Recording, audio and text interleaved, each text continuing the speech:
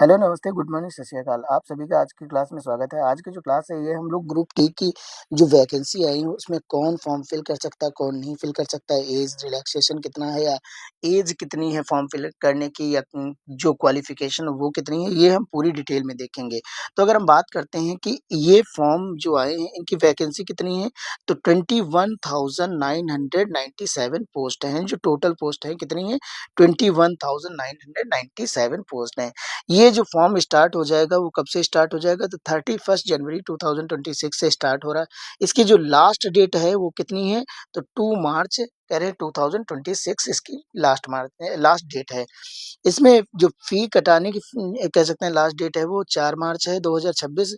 और कह रहे हैं जो इसमें अगर कहीं मिस्टेक हो जाए, वैसे तो मिस्टेक ना ही करिएगा, जल्दी से फॉर्म फिल करिए, आराम से करिएगा, क्योंकि लास्ट टाइम पे साइट जो होती है, सर्वर जो होता है वो प्रॉब्लम करेगा ही करेगा। तो आप जल्दी से जल्दी फॉर्म फिल करने का ट्राई करिएगा। इसमें जो करेक्शन डेट होगा, अगर आपसे मिस्टेक हो जाती है तो करेक्शन डेट है वो 5 से लेके 14 तारीख तक क्या रखी गई, करेक्शन डेट रखी गई। अगर हम बात करते हैं कि फीस का स्ट्रक्चर क्या रहेगा, तो जनरल और ओबीसी के लिए क्या रहेगा, ये रहेगी 500। और एससी, एसटी, ईबीसी और फीमेल करें ट्रांसजेंडर, इनके लिए क्या रहेगी 500 250 रहेगी।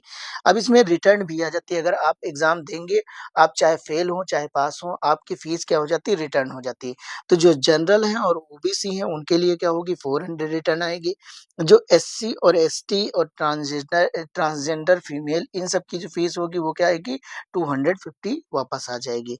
इसमें जब आप ऑनलाइन पेमेंट करेंगे तो वो मेथड क्या रहेगा, आपका ऑनलाइन पेमेंट रहेगी, फॉर्म भी ऑनलाइन ही आपको फिल करना है।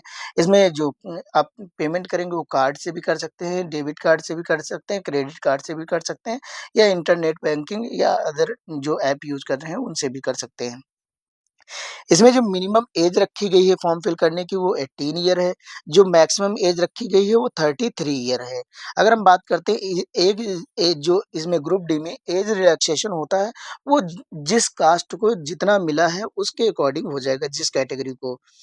अगर हम बात करें इसमें और भी इम्पोर्टेंट चीज़ें कौन-कौन सी हो सकती हैं, तो इसमें हमने ये तो देख ही लिया कि जो टोटल पोस्ट है वो कितनी है, तो टोटल पोस्ट है हमारी कितना है 21,997 है। अगर बात की जाए कैंडिडेट को जो कह सकते हैं प्रूफ दिखाना रहेगा, वो कौन-सा रहेगा, तो ये क्लास 10th का जो कह सकते हैं मार्कशीट रहेगी, वही उसका क्या होगा, कह सकते हैं प्रूफ होगा। जो क्योंकि इसमें क्वालिफ़िकेशन जो माँगी जा रही है, क्वालिफ़िकेशन क्या हो जाएगी, तो क्वालिफ़िकेशन जो है वो क्या है, तो क्लास 10th है, क्या है? क्लास 10th है। तो अगर आप क्लास 10th पास कर चुके हैं और 18 ईयर से बड़े हैं और 33 से छोटे हैं, तो आप इस फॉर्म को क्या कर सकते हैं, फिल कर सकते हैं।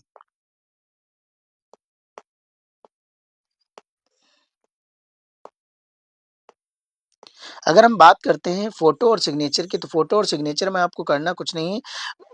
बहुत अच्छे से ध्यान से इस बात को सुनिएगा, जो आपके फ़ोटो का बैकग्राउंड होना चाहिए, कैसा होना चाहिए? व्हाइट होना चाहिए। और फ़ोटो क्या होनी चाहिए? बिल्कुल क्लियर होनी चाहिए। ऐसा नहीं कि आप ब्लर फ़ोटो पेस्ट कर रहे हैं। फिर इसमें राइट है कि जो कैंडिडेट है, वो ना तो ग्लासेस पहनेगा, ना ही क्या करेगा, कैप पहनेगा, ना ही गॉगल्स पहनेगा, ना ही मास्क लगाएगा। ये नहीं कि आप कोई भी गॉगल्स पहने या कैप पहने फ़ोटो अपलोड कर रहे हैं, वो फिर फॉर्म आपका रिजेक्ट हो जाएगा। यहाँ पे राइट है, the signature must be done using the black pen. किसकी बात करें, ब्लैक इंक पेन की बात करें, और वो भी किस पे करना, व्हाइट पेपर पे करना। जब आप साइन करेंगे तो ये किस पे करेंगे, ब्लैक इंक से करेंगे, व्हाइट पेपर पे करके क्या करेंगे, आप उसको अपलोड करेंगे। अगर हम बात करते हैं कि जब आप फॉर्म फिल कर रहे होंगे तो एक आपका आधार नंबर लगेगा, क्या होगा, आधार नंबर लगेगा। और ये आधार नंबर जो ओरिजिनल आधार होगा, वो आपको डॉक्यूमेंट वेरिफिकेशन के टाइम क्या होगा, आपको दिखाना पड़ेगा। तो आधार नंबर अगर नहीं है तो आप जल्दी से जल्दी बनवा लीजिएगा, वैसे तो आपके पास होना ही चाहिए। लास्ट डेट का वेट ना करिएगा, आप फॉर्म जितना जल्दी हो सके उतना जल्दी फिल करिएगा। अगर हम बात करते हैं क्लास 10th की मार्कशीट यहाँ क्या हो जी, तो क्लास 10th की जो मार्कशीट होती है, वो आपके लिए इम्पोर्टेंट हो जाएगी, क्योंकि यही आपका जो डेट ऑफ बर्थ है, उसका प्रूफ माना जा रहा है। क्या माना जा रहा है? और क्वालिफ़िकेशन माना जा रहा है। जो क्वालिफ़िकेशन आपकी यहाँ रखी गई, वो क्या रखी गई? क्लास 10th रखी गई। तो इसीलिए जो आपका कह सकते हैं डीओबी है, डेट ऑफ बर्थ है, उसका प्रूफ जो है वो क्या है क्लास 10th और आपकी क्वालिफ़िकेशन क्लास 10th है, तो ये क्लास 10th की मार्कशीट आपके लिए बहुत इम्पोर्टेंट है। अगर हम बात करते हैं कास्ट सर्टिफ़िकेट की, तो इसमें राइट है अगर एप्लीकेबल है तभी आप बनवाएँगे, ये नहीं कि आप एप्लीकेबल नहीं है तब आप लगे हुए हैं।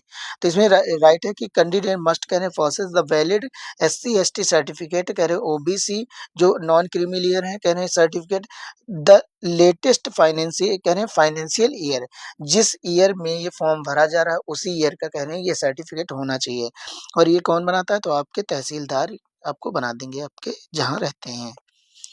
बात करते हैं डोमिसाइल सर्टिफिकेट की, तो इसमें डोमिसाइल सर्टिफिकेट में बोला गया है कि कैंडिडेट में नीड कह रहे हैं प्रोवाइड स्टेट डोमिसाइल सर्टिफिकेट। आप किस स्टेट से हैं, उस स्टेट का क्या बनवाएँगे? आप डोमिसाइल सर्टिफिकेट बनवाएँगे। क्योंकि आपको दिखाना होगा आप परमानेंट कहाँ रहते हैं, आपका एड्रेस क्या है, ये सब चीज़ें आपको उसमें शो करनी होंगी।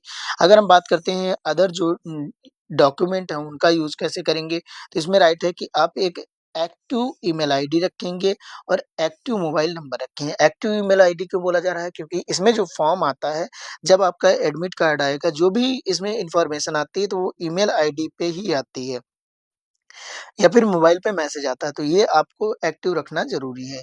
अब ये कह रहे हैं कि यहाँ पे क्या होगा, जब लास्ट आपका फॉर्म फिल हो जाएगा, तो आप क्या करेंगे, उसको कन्फर्मेशन कर लेने के लिए उसका पेमेंट क्या करें सॉरी उसका जो पीडीएफ होगा, वो डाउनलोड करके रखेंगे। कह रहे हैं फी रिसिप्ट जो होगी, वो भी आपको क्या करनी है, रख लेनी है। ये इतना काम आपको करना रहेगा। अगर हम बात करते हैं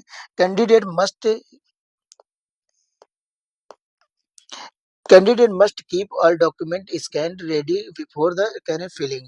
अगर फॉर्म फिल कर रहे हैं उससे पहले ही आपको क्या करना है, सभी डॉक्यूमेंट को क्या करना है, स्कैन करके रख लेना है। अब इसमें क्या हो सकता है, फिल कह रहे हैं नेम ऑफ डीओबी, फिर वो बताया गया है कि एग्जैक्टली आपके जो 10th क्लास में कह सकते हैं जैसे भी आपके 10th क्लास में नेम है या स्पेलिंग जो भी है, उसी के अकॉर्डिंग आपको क्या करना है, फॉर्म को फिल करना है। अब इसमें राइट है कि अगर आपका कुछ भी इनकरेक्ट होता है या कोई भी फेक डॉक्यूमेंट लगाया जाता है, तो आपका फॉर्म क्या हो जाएगा, कैंसल कर दिया जाएगा। तो कुछ भी गलत इन्फॉर्मेशन ना फिल करिएगा, नहीं अगर आपकी जॉब लग भी गई है, फिर भी क्या हो जाएगा, आपको निकाल दिया जाएगा, कैंसल कर दिया जाएगा। यहाँ पे कह रहे हैं कि जो भी आप लगाएँगे वो क्या होगा, सेल्फ अटेस्टेड फोटोकॉपी लगाई जाएगी। क्या होंगी, सेल्फ अटेस्टेड मतलब खुद से ही साइन करके क्या करेंगे, वहाँ पे खुद साइन करेंगे और उसको अपलोड कर देंगे। यहाँ पे कह रहे हैं कि जो सिलेक्शन मोड होगा वो कैसा रहेगा, सिलेक्शन मोड जो रहता है वो कंप्यूटर बेस्ड टेस्ट रहता है। पहला जो एग्ज़ाम एक ही एग्ज़ाम होता है इसमें और एक एग्ज़ाम जो होगा वो सीबीटी रहता है। सीबीटी मीन्स होता है कंप्यूटर बेस्ड टेस्ट होता है। इसमें क्या होगा, ऑनलाइन आपकी परीक्षा होगी।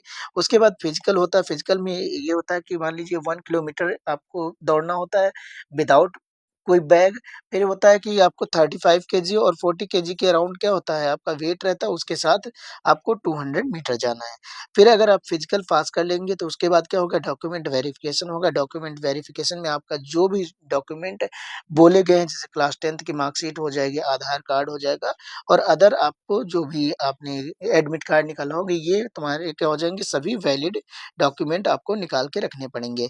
फिर आपका इसके बाद क्या हो जाएगा, मेडिकल हो जाएगा। अगर आपका मेडिकल क्लियर हो जाता है तो आपको जॉब मिल जाएगी और ये फॉर्म कहाँ से फिल करना है, तो आपको पता है सरकारी रिजल्ट पे क्या होगा, इसका लिंक एक्टिव हो चुका है और आप जल्दी से जल्दी जाकर इसका फॉर्म फिल कर सकते हैं क्योंकि जितना लेट करेंगे उतना ही साइट क्या हो जाती है, स्लो हो जाती है।